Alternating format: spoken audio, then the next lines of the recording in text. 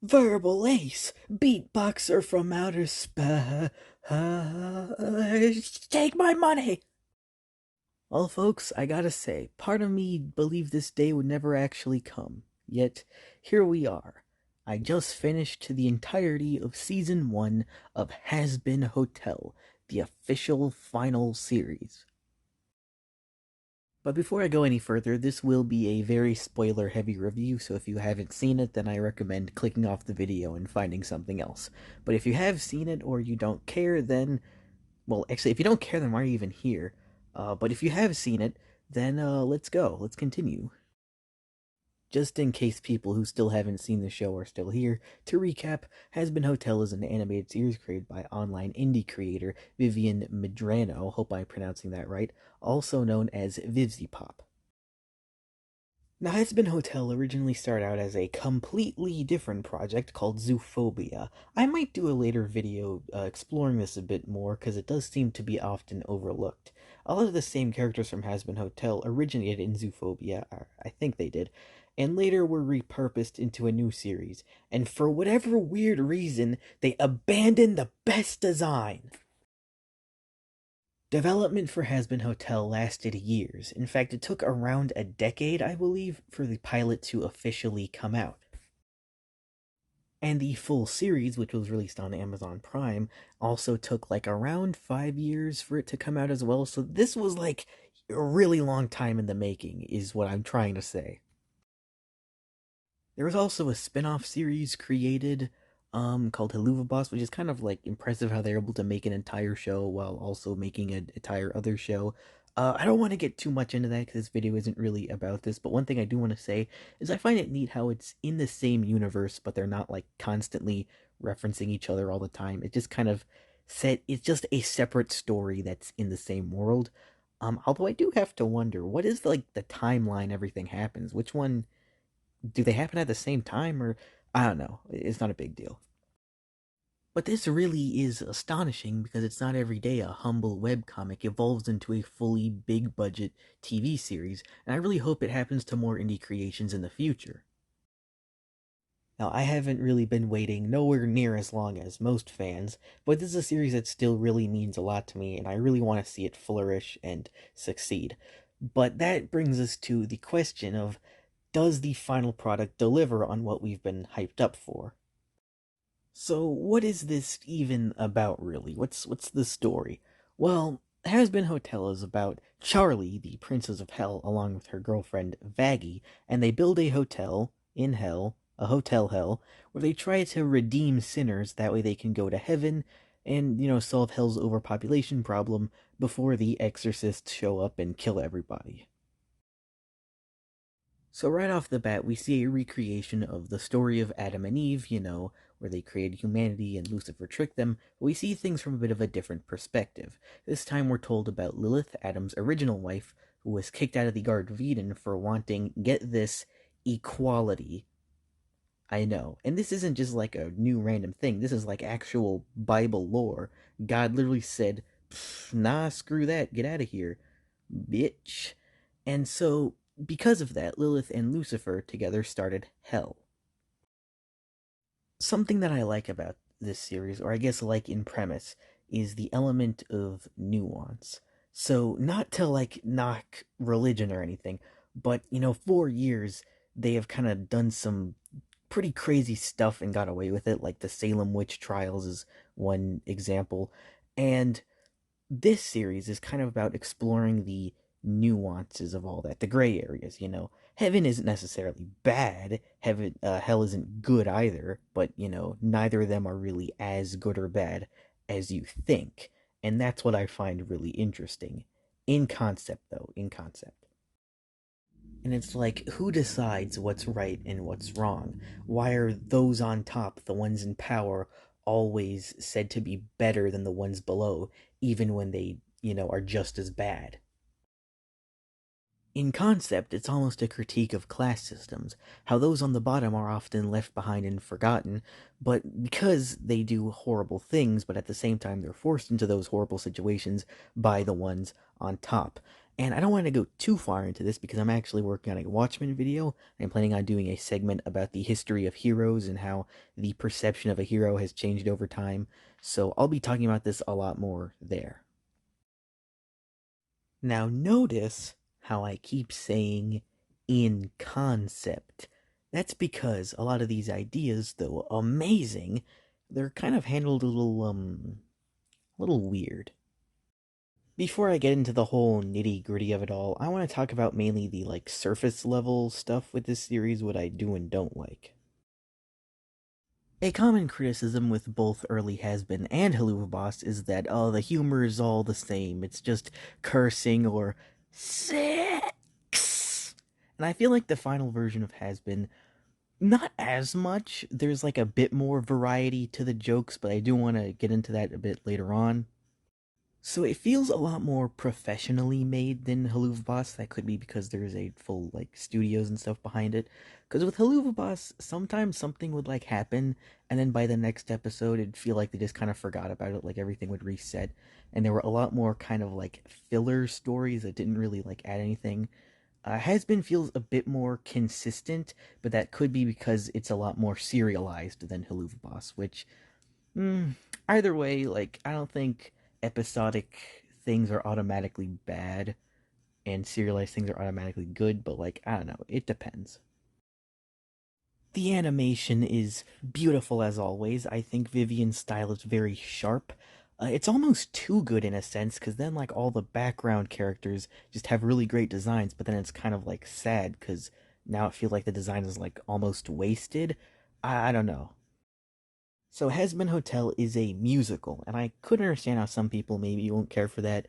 I'm not the biggest musical guy, not anymore anyway, but I feel like it is written like a proper musical. It's not like they just crammed songs in or crammed in pre-existing songs. All the songs are like written to tell the story.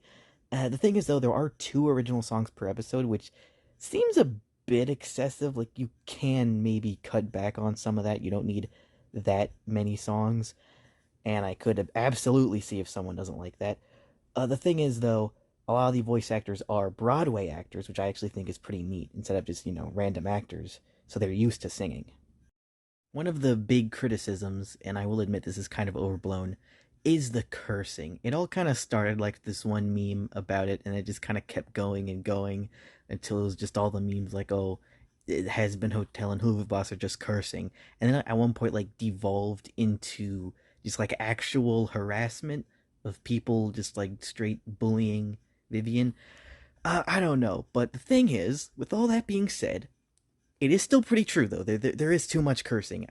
That there just is too much. Okay. The scene I think to immediately is when they're in like the heaven courtroom, and then Charlie says "fuck," and then the entire courtroom is like, "Oh no, blimey! How can this be? Someone said a no word in our Christian Minecraft server," even though literally 5 seconds ago Adam said "fuck" like 87 times, and they didn't bat an eye. Like what? What is this? How? Now, this scene I think is actually the perfect transition into my two biggest issues with Hazbin, and that is characterization and story. Now, which one do you want me to talk about first? I'll let you decide in the comments below. Just kidding, and no, I won't. Let's start with characterization, and no better example than Adam, the first man himself. So, Adam, I'm sure we all know, traditionally from the Bible, he's the first man, Garden of Eden, husband of Eve, all that jazz, all that jizzity jazz. And in this, he's more of this, like, meathead jock type character, and I really, really like that in premise. I think that's hilarious.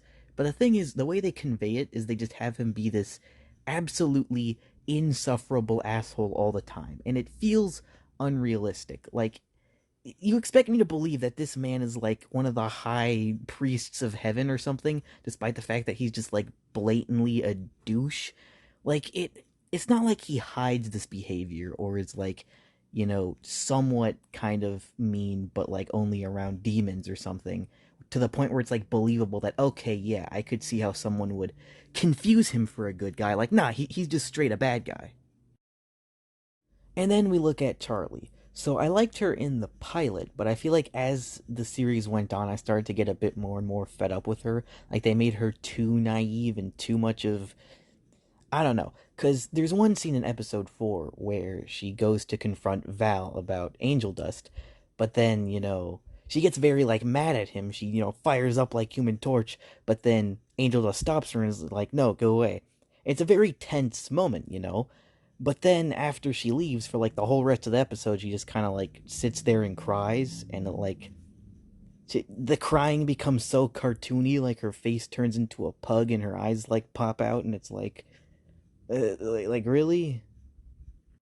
Now, speaking of episode 4, there was a bit of controversy around this one due to its depictions of assault, and I know I am the last person on planet Earth who can really say anything about this, but I don't think it's really bad. I do see the issue. Like, if you compare it to Addict, a music video from back in 2019, that didn't really show as much and was just kind of more about the trauma of everything, whereas Poison seems to just kind of more, it shows a lot more, kind of, what's the term? Like, I guess marinates in the violence of the situation a bit more, and that, yeah, I guess it's a bit much. At the same time, I don't think it's really bad. And it's like, the thing that really irks me about this is that this is like an adult rated series. There's going to be some adult stuff in it. It's for the grown-ups. So obviously it's going to be touching on a lot of, really serious subjects. And I think they're subjects that kind of need to be touched on. Like, you can't always just hide from everything. And I think this episode is actually a great example of why Angel Dust is such a good character.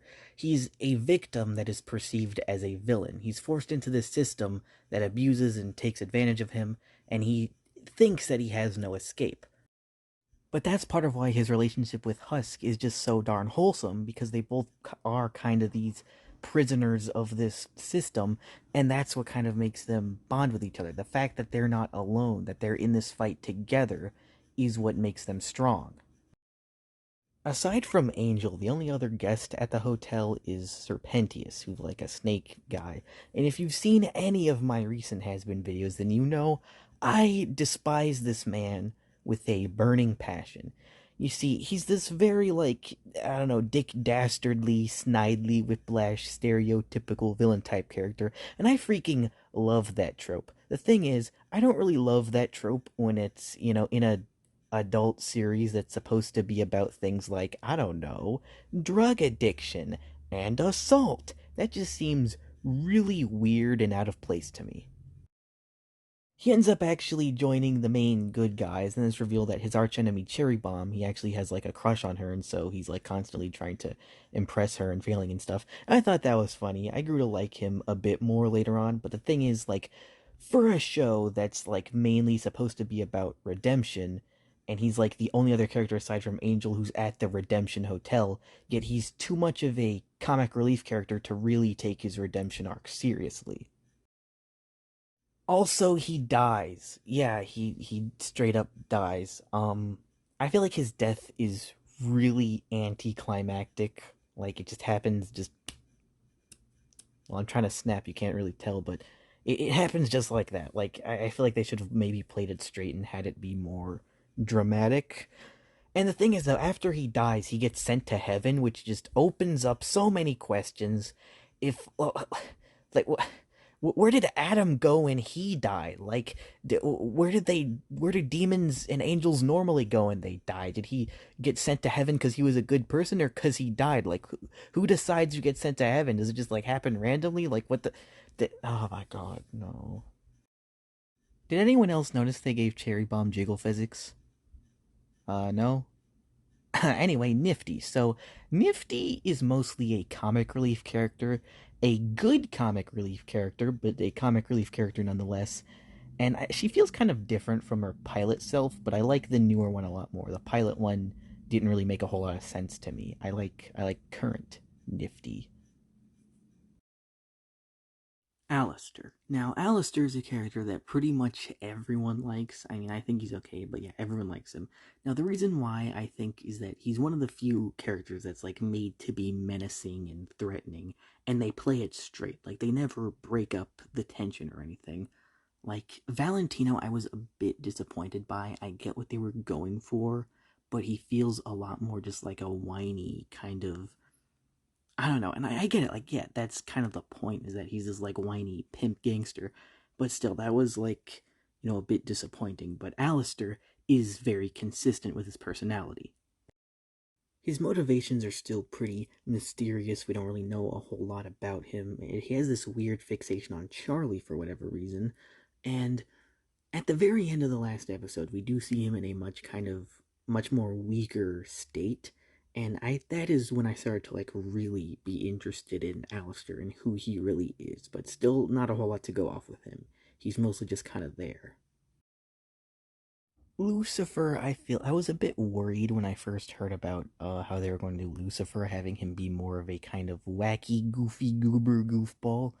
But he's not meant to be like a villain or anything, so it ended up kind of growing on me. I was like, okay, yeah, I don't mind this portrayal of Lucifer. And also, he's not always a goofy goofball goober. He does still have more sides to him than just that. He wants to like stay out of the like bad sides of hell because he feels kind of guilty for creating it. Oh yeah, and also Lucifer and Alistair have this like really weird rivalry where they both want to out Tumblr sexy man the other. And I'm just now noticing, why does every character in this universe have sharp teeth? Like what? Now the last character I want to take a look at is Vaggie, and that's for, well, a lot of reasons, so let's start with the simplest. I think she's one of the best characters. Shout out to my Latin American homies. I feel like, along with Angel, she's one of the few characters that feels like an actual better protagonist than Charlie. She's strong and fearsome, but still kind and compassionate. She supports Charlie in her dream, but has a much more realistic outlook on everything. She doesn't really get along well with most of the other hotel guests and hotel employees, but I still wouldn't quite call her a foil to Charlie either. Charlie has this kind of one sided, oversimplified view of redemption that's like borderline ignorant, pretty much, and we're also shown sometimes that Vaggie has almost a better idea of how to do that, since sometimes results require hard work. Oh, and her name, Vaggie. You might be thinking, hey, that sounds kind of like, and, well, you're absolutely right. It does sound like that. And it is canon that her name is supposed to sound like that, because she was, like, named that by Adam, I think. So, yeah, that, this show's just, oh, I swear to God, sometimes. And her backstory is also really interesting too. And hey, wait a second. Her backstory? She was an angel, an exorcist. She was with the enemy team, the enemy players. Vaggie's a bad guy? I love this backstory. Vaggie was originally an exorcist angel who hunted other demons for years. Eventually, though, after finding a child demon, she hesitated and was killed by one of the other angels. So later, Charlie found her, and then that's when they fell in love and started the hotel together. All this time, Charlie had no idea that her girlfriend was the enemy. And a lot of people online are saying, like, oh, I predicted Vaggie would be an angel, or oh, I theorized Vaggie would be an angel. I'm like, no, no, you freaking didn't. They showed her with angel wings in, like, the first trailer. No, you did. Thanks to you, this reveal wasn't as surprising as it could have been for me. And even though I really like this backstory, it's actually the perfect transition into my second big issue with Hazbin Hotel, the storyline. In the episode where it's revealed Vaggie's an exorcist, Charlie finds out about it that very same episode, like almost 5 minutes later, in the oh so amazing Heaven courtroom scene. In fact, in that very same episode, it's revealed that Heaven doesn't actually know about all the demons being executed, and then that is also exposed, yet, yet again, 5 minutes later to the entire Heaven courtroom, and they don't react at all. That Heaven courtroom scene, Sure is a gold mine, isn't it? And that brings us to the final, ultimate, grand criticism with Hazbin Hotel. And I've seen like a few other people kind of touch on this also, so you may have heard this already, but the pacing. The pacing is just not where it's at. This season, it's only 8 episodes long, but it feels like they're trying to cram like 3 seasons worth of lore and development into such a short amount of time. Waging war on heaven is something that I feel absolutely should happen in this series, but nowhere near this early on. In my opinion, some of the best Has-Been Hotel stories are Dirty Healings and Addict, because they're a much more grounded, character-driven approach to the concept, and that's what I feel like the show is really lacking. If you want to get to all the juicy parts of the story, you have to slow down and take some time with the characters. I want to see more episodes like Masquerade. I don't mean that in the sense of, oh, I want to see all the gory details up close and personal. No, I mean that more in the sense I want more stories that peel back the layers of the characters and really show us their inner intentions. I get why they wanted to keep it down to just one person for the first season, and that's why it's just Angel there, but I still feel like it was a bit of a missed opportunity, as there's so much more they could explore with more characters staying at the hotel. And I recall seeing somewhere in like a Q&A or something, Vivian said that one of the big moral questions of Hazbin Hotel are like, not all demons deserve redemption, and it's like, okay, sure, that sounds cool and all, but where does that happen? Like, seriously, point me to where exactly in the series is Charlie ever betrayed? I mean, sure, there's Vaggie, but that's not really a betrayal. And also, she's not really, a demon either. Very early on, Vox and Valentino send in Serpentius as a spy, but he gets found out almost immediately because he's just that good. And again, Pentius isn't a very serious character, so I'm kind of fine with it ending so quickly. But at the same time, like, imagine if they took this premise a bit more seriously and then kind of let the whole spy plotline breathe out a bit more. They could have done a lot of really good stuff with that. Maybe they're saving a reveal like that for Alistair, since I do suspect he will most likely become evil in the future, so I guess there's that. I guess what I'm trying to say is I don't really want a show that speed runs through its premise in just a single season. 8 episodes feels like way too short. It should have been a bit longer. There should have been kind of more moments where things didn't happen because it felt like too much was happening, and because so much was happening, nothing happened, if that makes any kind of sense. Season 2 seems to be heading in a bit of a different direction, as now the hotel is much more successful, so there most likely will be more guests staying there, and so we will be seeing more diverse redemption arcs later on. I think for later seasons, it's very important that the writers kind of keep in mind the idea that less is more. And sometimes we can get more out of this concept by maybe trying to do a bit less. Maybe just, again, dial it down, focus more on the characters, kind of let things breathe, give them time to develop, and just like don't try to rush through all the important story beats. They should happen naturally as the series goes on. As of now, the future for Hazbin Hotel seems pretty, uh, I don't really know. But I do have to be completely honest with you. I had a blast with this series. It's so exciting to see it finally come to form after so many years.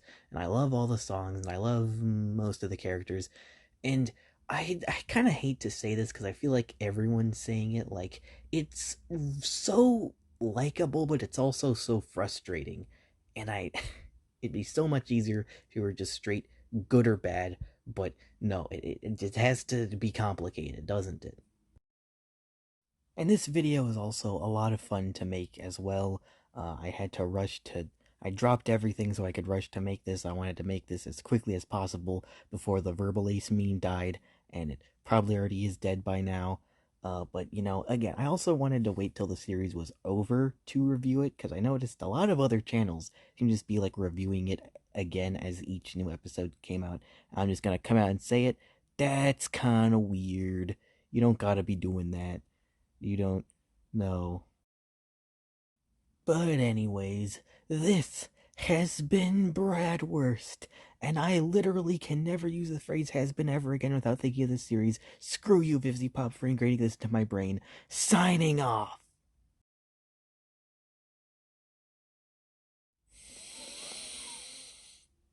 Look, I don't want to be that guy. Look, I don't want to judge or anything, but I just gotta ask, why Charlie? Like, out of everyone, why Charlie? Like, simp for Vox, simp for Luna. Like, just have standards. Come on. Gah.